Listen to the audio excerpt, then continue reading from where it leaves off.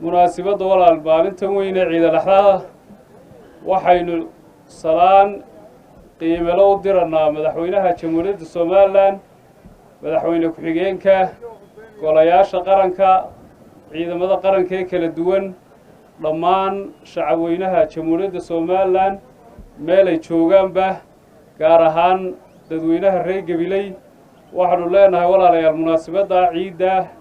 maalmaha qiimaha leh Ilaahay karaameeyay fadligooda Ilaahay waxaynu ku weydiisanaynaa inuu nabadda iyo xasiloonida Ilaahay noo adkeeyo wanaag iyo horumarka inoo wanaajiyo Ilaahay subxaanahu wa ta'aala roob la'aanta aynu ka cabanayno Ilaahay naga soo furto culimadeenu runtii walaalayaal wayna la hadleen khudbadda sheekha iyo waanada isuduwaha iyo culimadii ka horeysay dhammaantood waxay ahayd dardaaran ay nugula dardaarmayeen inay runtii arrimaha keenaya roob la'aanta ee macsida aynu dib uga noqonno in la iscafiyo in wanaagga laga shaqeeyo Ilaahay waxaynu weydiisanaynaa dardaarankooga kuwii weelayay inuu inaga dhigo dardaarankooga waxba lagu dari maayo Ilaahay ha inagu anfaco ducadoodiina Ilaahay ha inoo aqbalo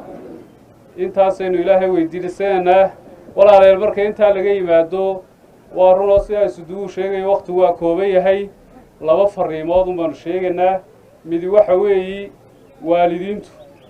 magaaladeena dhaqanaan hore u jirin baa jira dhaqanadaasi cid ay ka soo fulayaan waa awlaadeennina dee waalidkii baa jooga waalidku inay awlaadda fiiro gaar u yeeshaan oo aad iyo aad uga warhayaan ciidanku dee nabadgelyadii inoo ilaalin maayo isagoo nabadgelyadii cadceedda 24 saacadood u taagan oo cadceedda iyo rafaadka u taagan inuu ammaankeenna ilaaliyo oo ina kala ilaaliyo haddana ka shaqayn maayaan awlaadeen iyo dee tarbiyadooda moobiladay qaadanayaan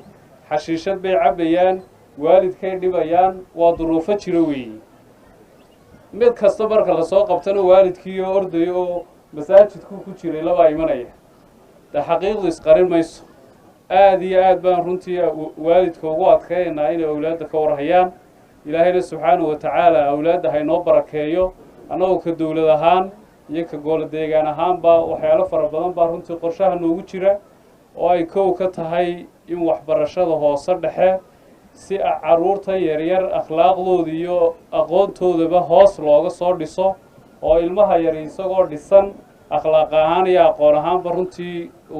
u yimaado ama u koraan runtii waalidka ku gacan siinaya macallimiinta hase yeeshee dardaarankaasay runtii soo adkeynaa walaal marka intaa laga yimaado fariintayada labaad waxa weeye golaha deegaanka ee cusub marka qorshayaasha kale horumarineed oo gadaal ka sheegi doono laga yimaado waxaynu ka mid nahay magaalooyinka Soomaaliland waxaynu ka shaqaynaynaa bilicda iyo qurxinta magaalada taana waxaanu idinka baahannahay gacan magaalada waxa kaga dhawaaqana insha Allah ta'ala inuu gobolkeena ka bilaabi doonaa olole la yiraahdo nala qurxi Gabiley olole la yiraahdo nala qurxi Gabiley muwaadin nala qurxi Gabiley baanu idin leenahay haddaan nahay golihii deegaanka qurxinta Gabiley inaga magaaladeenu waa nadiif oo inagoo iskaashanaynu ka shaqaynay hase yeeshee quruxda magaalada iyo nadaafadeeda inuu rabnaa bilicdeeda inaynu sii xoojino afar qodob baynu ololaha ku beegsananaa laba qodob waynu la dagaalamanaayo waa dhagaxa iyo garanwaaga labadaa shayba soo barqaati kabaniin inay foolxumo ku hayaan magaalada iyo dhibaato ama ha lagu turaanturoodo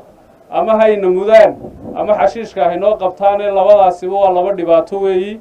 gacmahaynu isugu taganaa qoys wal iyo qof walba waxaynu rabnaa inuu ka qayb qaato sidoo kale waxaynu sameeynaa dhiraynaynu magaalada u dhirayno markaynu labadaa ololaha ku qaadno waynu dhiraynanaa layr baynu ku xidhanaa annagu layrka wadooyinka waanu sii xoojiyeynaa dadkana waxaanu rabnaa guryahooga gaarkaa inay iftiimiyaan oo guluubaad wajahadda ku xidhaa qurux iyo iftiimin iyo ammaan mooyaane culays kala keeni maayo sabtida haddii Ilaahay yidhaahdo waa maalinteenna koobaad ee ololaha nala qurxi magaalada maalintaas sabtida kaliya waxaynu ka shaqaynaa inaynu dhagaxa gacanta saarno oo aynu ururino meelaha la geynayana dowladda qorshaynaysa wiiga ku xiga khamiista ku xigta isla dhagaxaynu ku noqonanaa khamiista ku xigta garanwaagaynu ka dhiganaa qorshaha annagaa runtii idinla wadaagana agabkeeda meesha la geynayo xagga dambaynu insha allahu tacaala iskaga sheegi doonaa laakiin waxaanu idinka codsananaa inaynu magaaladeena qurxisanno oo aynu waddankeenna horumarkiisa ka shaqayno oo aynu dhulkeenna hoos u eegno aad iyo aad baad u mahadsantihiin